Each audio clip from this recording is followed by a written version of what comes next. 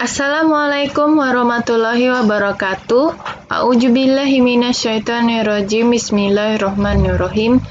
Ya ayyuhallazina amanu hal adulukum ala tijaratin tunjikum min ajabin alim tu'minuna billahi wa rasulihi wa tujahiduna fi sabilillahi bi amwalikum wa anfusikum zalikum khairul lakum in kuntum ta'lamun. Shadaqallahul azim. Perkenalkan, nama saya Umatika. Saya dari semester 3, Prodi Pendidikan Matematika Fakultas Keguruan Ilmu Pendidikan Universitas Al-Wasliyah Medan. Nah, pada hari ini saya akan menjelaskan tentang salah satu materi matematika di SMA ya, yaitu fungsi. Nah, lebih kita jelaskan ke arah fungsi inverse ya. Sebelum itu kita lihat dulu peta konsepnya ya. Nah, di sini ada peta konsep ya. Adapun masalahnya utamanya adalah fungsi ya, mempunyai beberapa sub, ada 7 sub ya. Yang pertama relasi dan fungsi, yang kedua operasi aritmatika, yang ketiga komposisi fungsi, yang keempat fungsi linear, yang kelima fungsi kuadrat, yang keenam fungsi rasional, dan yang ketujuh fungsi inverse. Nah, fungsi yang terakhir inilah yang akan kita bahas ya. Baiklah, fungsi inverse ini bisa disebut juga dengan fungsi kebalikan. Adapun pengertiannya adalah ya, suatu fungsi dikatakan mempunyai fungsi inverse jika fungsi tersebut adalah fungsi satu-satu dan bersifat bijektif. Nah, di sini fungsi satu-satu yang dimaksud adalah di mana fungsi ini ya mempunyai domain ya atau daerah asal, dan fungsi yang ini mempunyai kodomain ya atau daerah lawan. Nah, jumlah daripada domain dan kodomainnya berjumlah sama dan pemetaannya mempunyai satu-satu ya. Jadi di sini domain A, kodomainnya 3. Maksudnya dia masing-masing satu lah, tanda panahnya satu-satu ya. Nah, inverse-nya bisa kita lihat juga ya di sini ya, bahwa inverse ini bersifat bijektif ya, fungsi ini. Baiklah, kita lihat ya. Maksud di sini bijektif adalah jika fungsi f anggota himpunan x jika fungsi f ya memetakan anggota himpunan x ke himpunan y, maka inverse-nya adalah fungsi inverse y memetakan ke anggota himpunan X ya.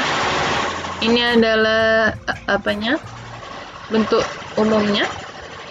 Selanjutnya kita ke tips ya.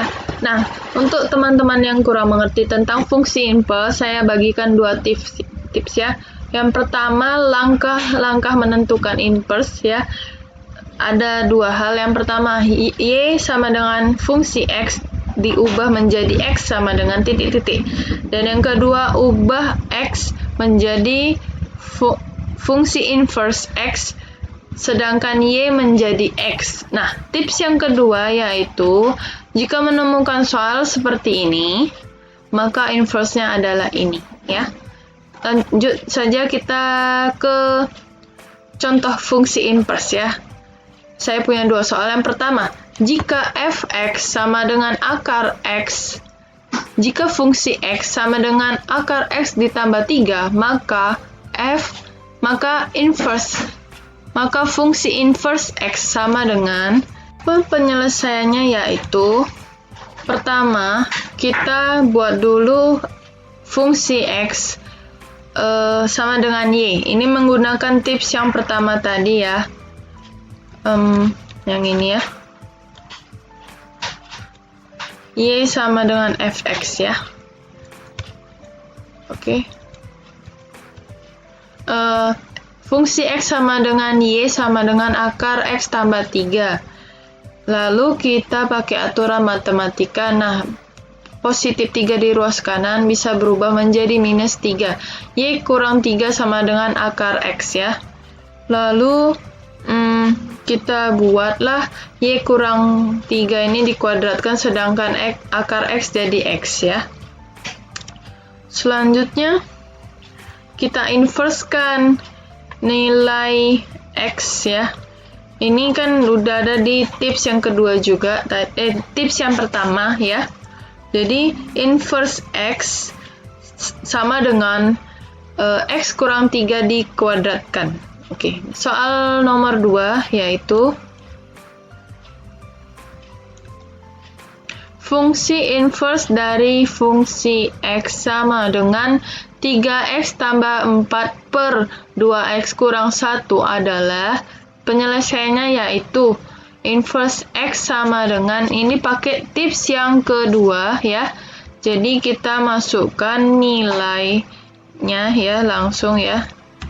Anda bisa lihat jika ini ya fx sama dengan ax tambah b per cx tambah d, maka inverse x-nya adalah minus dx tambah b per cx kurang a.